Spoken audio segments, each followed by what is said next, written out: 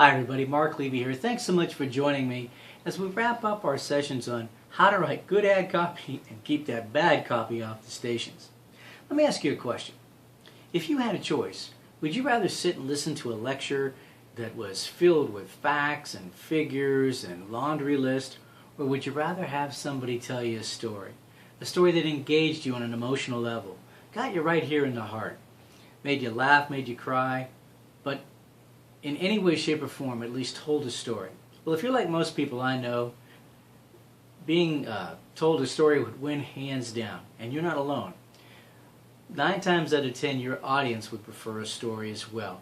That can be a little difficult sometimes because so many of our advertisers are used to doing things the way that they've always done.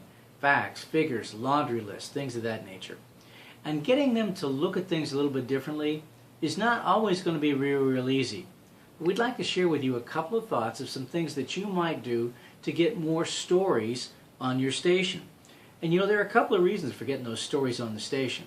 Number one, a good story will really help your audience better bond and engage with an advertiser. But even more importantly, when you consider we spend about 20% each hour of our airtime in commercials, it's going to keep all of your audience listening to all of your advertisers' commercials that much longer. That's going to lead to better response, better advertising success, and more renewals for you. So the question becomes, how do we help tell stories, especially when we may not be real good storytellers ourselves? Well, let's take as an example Levy's Tires. And you know how the Levy's Tire ad almost always goes. Stop in this weekend where you'll save like never before. Save on rims, save on all-season radials, and don't forget to ask us about our front-end alignments. And don't forget too, Levy's has been in business since 1934, offering quality and service. Well, you get the picture. So how do we get really creative for Levy's Tires? Let's start with making some lists, and I'd like to ask you to write this down. What if we got everybody at the station together for an hour? And we're going to take 20 minutes and we're going to get some pink index cards. And we're going to write down on those index cards every single occupation you can think of.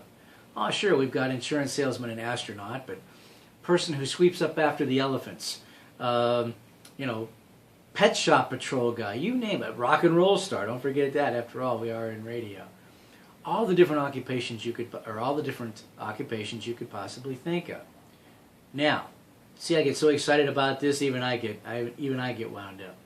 Now, let's also take a different color of index card and let's write down all the slices of life we can think of.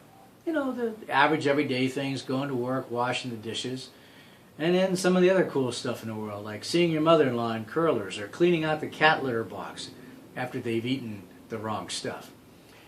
So now we've got these two sets of lists, 2 sets of index cards. We've got to add a third. We've got to add a third set of index cards that list as many different emotions as the whole team can think of in 20 minutes. And now, when you need to write something really creative, instead of just the same old, let's go to the boxes. Let's pull out 1 or 2 occupations, let's pull out a slice of life, and let's pull out an emotion.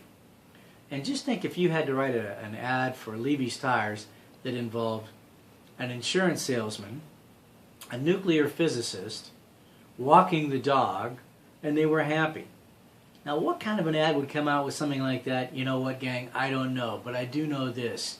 It'll be different, it'll be unique, and it will guarantee tell a story. It's a great way to be creative, even when you don't feel real creative. As we wrap this up, just a couple of things to keep in mind. Getting people to change their perception as to how advertising should be done on the radio isn't always easy.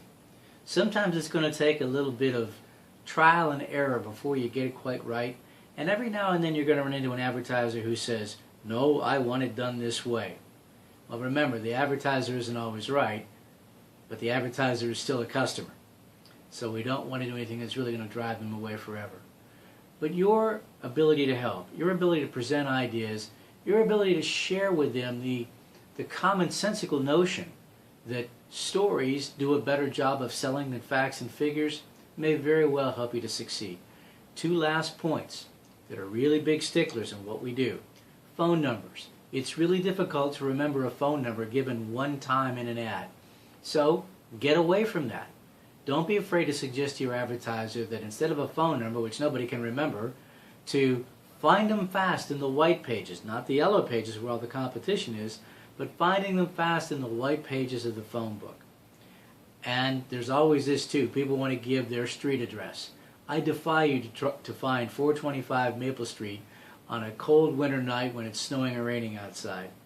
We can't find street addresses many times. Let's make sure that we're just giving landmarks, a quarter-mile south of the Southern Park Mall.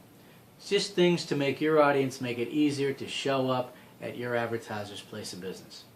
I'm Mark Levy. Thanks again for spending your time with me today. Look forward to talking with you soon.